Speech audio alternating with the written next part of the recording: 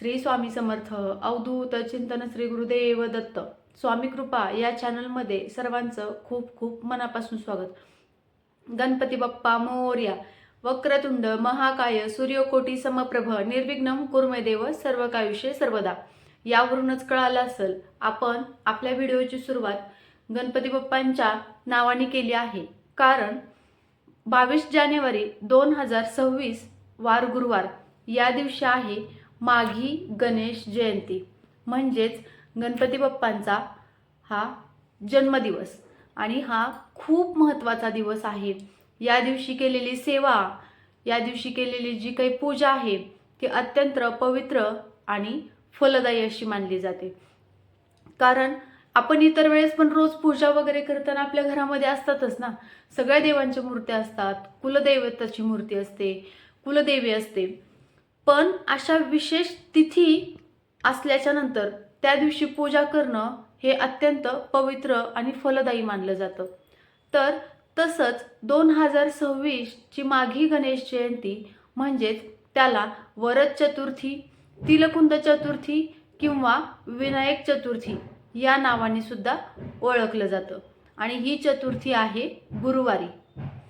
तर या दिवशी गणपती बाप्पांच्या जन्मोत्सवानिमित्त विशेष पूजा, तिळाचे लाडू, दुर्वांचा नैवेद्य दाखवून गणेशाला प्रसन्न केले जाते। सुख समृद्धीसाठी या दिवशी व्रत आणि अथर्व शीर्षाचं सुद्धा पठण करणं अतिशय फलदायी मानलं जातं। तर बघा, या तिळगुळाची आपण बघा, या महिन्यामध्ये हा पूर्ण संक्रांतीचा महिना, मकर संक्रांतीचा पौष महिना मानला गेला होता। तर या महिन्यामध्ये येणाऱ्या एकादशीला सुद्धा तिळगुळाची एकादश म्हणून ओळखलं जायचं, म्हणजे तिळगुळाची एकादशी म्हणून ओळखलं जायचं। तसंच या महिन्यामध्ये येणारी जी माघी गणेश चतुर्थी आहे ती सुद्धा तिलकुंद चतुर्थी या नावाने सुद्धा ओळखली जाते। माघ महिन्यातील या चतुर्थीला तिलकुंद चतुर्थी असं म्हटलं जातं। म्हणजेच या दिवशी सकाळी सुशुभूत होऊन तुम्ही उपवास करू शकता।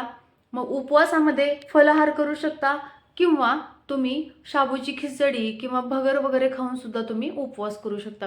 उपवास केल्याच्या नंतर गणपती बाप्पांना त्या दिवशी गणपती बाप्पांची आपल्याला विधिवत पूजा करायची आहे। एक पाट घ्यायचा आहे, त्याच्यावरती लाल वस्त्र अंथरायचं आहे, त्याच्यावरती आपल्याला गणेश बाप्पांची मूर्ती स्थापन करायची आहे। मूर्ती स्थापन करण्यापूर्वी आपल्याला गणपती बाप्पांचा एक वेळा अथर्वशीर्ष स्तोत्र पठण करत करत आपल्याला गणपती बाप्पांचा अभिषेक करायचा आहे।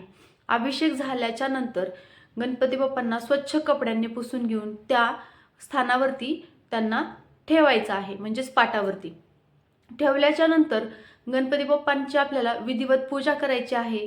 त्यांना लाल फूल आणि दुर्वा अर्पण करायचे आहेत।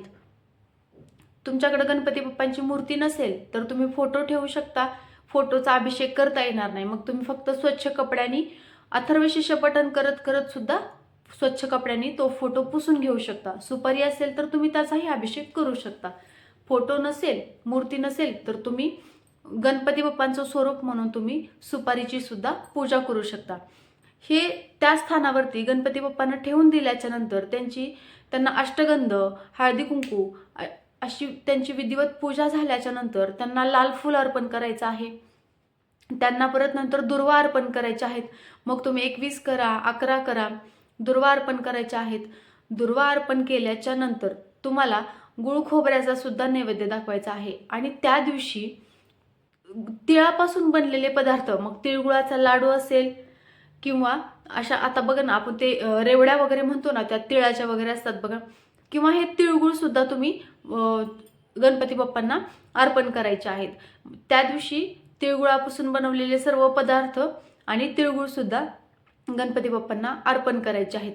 आणि ज्या वेळेस तुम्ही गणपती बाप्पांची मूर्ती एखाद्या पाटावरती विराजमान करतात त्यावेळेस ती पूजा वगैरे करताना ओम गण गणपते नमः या मंत्राचा जप तुम्हाला 108 वेळा करायचा आहे। ओम गण गणपते नमः या मंत्राचा जप तुम्हाला 108 वेळा करायचा आहे।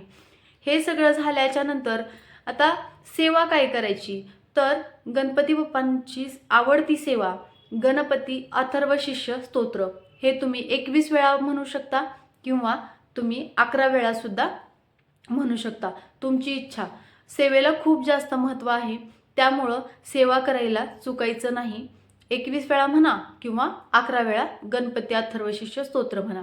मग आता तुम्हाला या दिवशीपासून जर संतान प्राप्तीसाठी सुद्धा संकटमोचन सेवा जर चालू करायची असेल तर तुम्ही संतान प्राप्तीची सुद्धा सेवा या दिवशीपासून करू शकता. संकटमोचन सेवा सुद्धा तुम्ही या दिवसापासून 121 दिवसाची 120 दिवसाची जी सेवा आहे ना, ती सुद्धा तुम्ही या दिवसापासून करू शकतात. संकटमोचन सेवा कशी करायची हा व्हिडिओ आपल्या चॅनलवरती आहे, तुम्ही नक्की जाऊन बघा.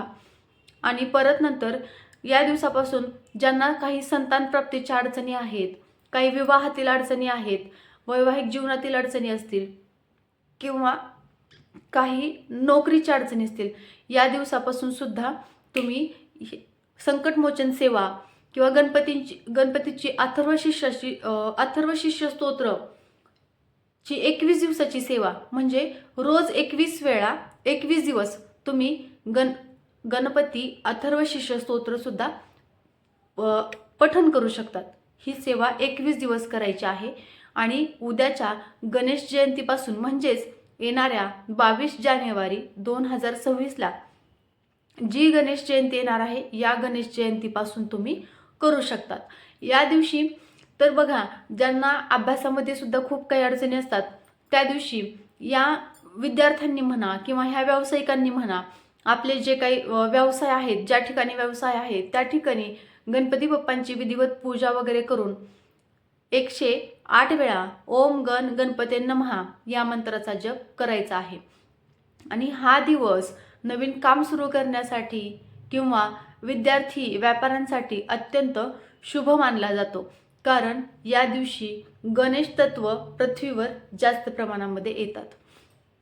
तर बघा, आपण आता बघितलंच आहे, ज्यांना ज्या काही अडचणी आहेत, व्यावसायिकाच्या असतील किंवा संतान प्राप्तीसाठी असतील किंवा वैवाहिक जीवनातील असतील, नोकरीसाठी असतील, तर तुम्ही अथर्वशीर्षाची सुद्धा 21 दिवसाची सेवा तुम्ही करू शकतात, म्हणजेच 22 जानेवारीपासून. आणि संकटमोचन सुद्धा सेवा तुम्ही ही सुद्धा करू शकतात.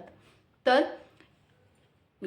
गणेश जयंतीच्या दिवशीची पूजा कशी करायची ते पण आपण या व्हिडिओमध्ये सांगितलं आहे.